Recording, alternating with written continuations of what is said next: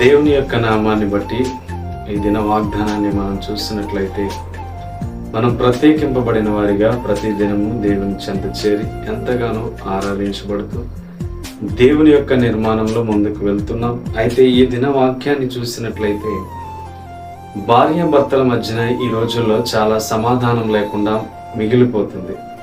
ఎందుకు భార్యాభర్తల మధ్యన కుటుంబ విషయాల్లో సమాధానము, శాంతి లేకుండా ఆలోచన కలిగి ఉంటున్నారంటే, ఒకరి మధ్యన ఒకరు చాలా అన్యోన్య సహవాసం కలిగి ఉండవలసిన ఆ భార్యాభర్తలు ఎలా ఉంటున్నారంటే, చాలా స్వార్థపూరితంగా ఆలోచన కలిగి జీవిస్తూ ఉంటున్నారు.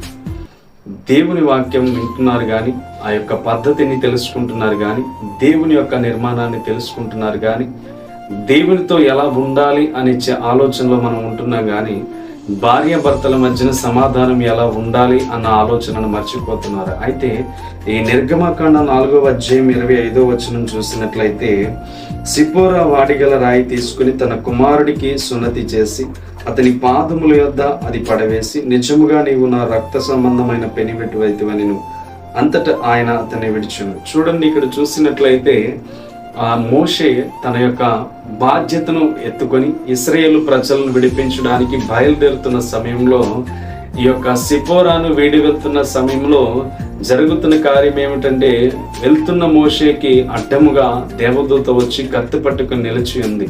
ఎందుకంటే ఆ గడియలో మోషేని చంపడానికి చాలా ప్రయత్నం జరుగుతుంది. ఎందుకంటే దేవుని నియమాన్ని పాటించని మోషేని చంపడానికి వచ్చిన దేవదూత తన పెనిమిటి ఎప్పుడైతే దేవదూత వచ్చి తను చంపబోతుందని తెలిసిన వెంటనే తనలో ఉన్న ఆలోచన ఏంటంటే, 8 దినములకు బిడ్డలకు సున్నతి చేయించాలి. ఆ సున్నతి చేయించవలసిన సందర్భాన్ని తను మర్చిపోయి వెళ్ళిపోతున్నప్పుడు దేవదూత చంపడానికి వచ్చింది. కానీ సిపోరా మట్టికి వెంటనే పక్కనున్న ఒక రాయి తీసుకుని ఆ సున్నతి చేసి దాన్ని అతని పాదముల యొద్ద పడివేసింది. వెంటనే మోషే రక్షించబడ్డాడు. ఈరోజు నీ భర్త చాలా విషయాల్లో బలహీనతగా ఉంటున్నాడు.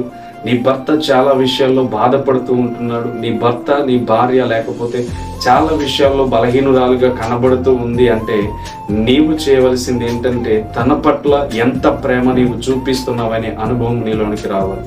తన పట్ల ఎంత బాధ్యత కలిగి ఉన్నావో నీకు ఆలోచన వస్తూ ఉండాలి. మనము చాలా విషయాల్లో ఆలోచన చేస్తాం. భార్యాభర్తల మధ్యన చాలా సమాధానాలు కనబడుతూ ఉండవు. వారిలో సమాధానం ఎక్కడ పోతుంది అంటే, ఈ యొక్క నియమం దేవుని ప్రేమను తెలుసుకున్నప్పుడే. ఎప్పుడైతే దేవుని ప్రేమను తెలుసుకుంటావో వారి మధ్యన సమాధానాలు దొరుకుతూ ఉంటాయి. అయితే సమాధానాలు దొరకకపోవడానికి గల కారణం నిజముగా ఒకరి పట్ల ఒకరికి ప్రేమ లేకపోవడమే. కానీ సిపోరా మోషే మధ్యన ఉన్న ఆ యొక్క బాధ్యత ఏంటో తెలుసా? తన భర్త విషయంలో ప్రతి దాన్ని తెలుసుకుంటుంది.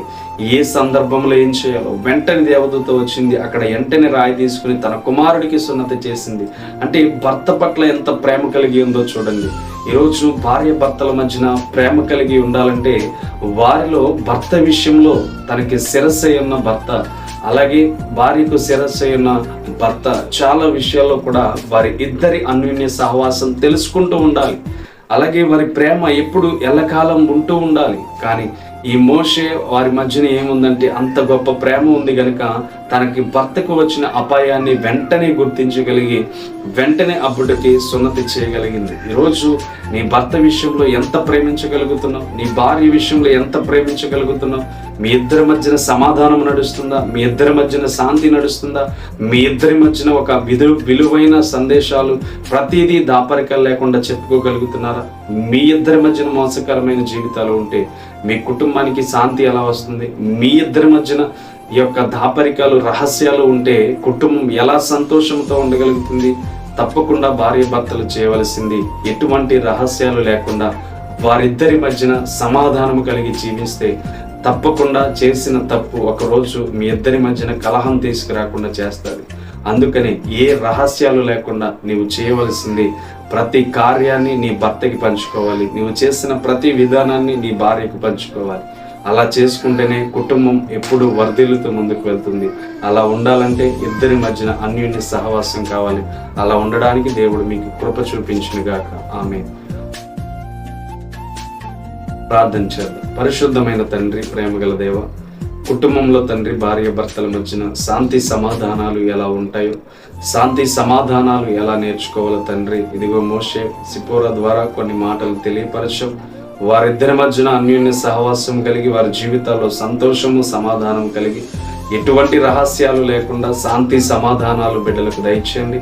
కృపనివ్వండి, శక్తినివ్వండి తండ్రి. వారి మధ్యన తండ్రి ఎటువంటి దాపరికలు లేకుండా విశ్వాసులుగా నమ్మకస్తులుగా ప్రార్థన చేసుకుంటూ జయ జీవితాన్ని వారికి శాంతి సమాధానాలు వారి కుటుంబాల్లో కనుగ్రహించమని యేసుక్రీస్తు నామమున ఈ వాగ్దానం చూస్తున్న ప్రతి ఒక్క కుటుంబాన్ని ఆశీర్వదించమని యేసు నామమున అడుగుచున్నాం తండ్రి. ఆమె దేవుడు మీకు కృప చూపించును గాక.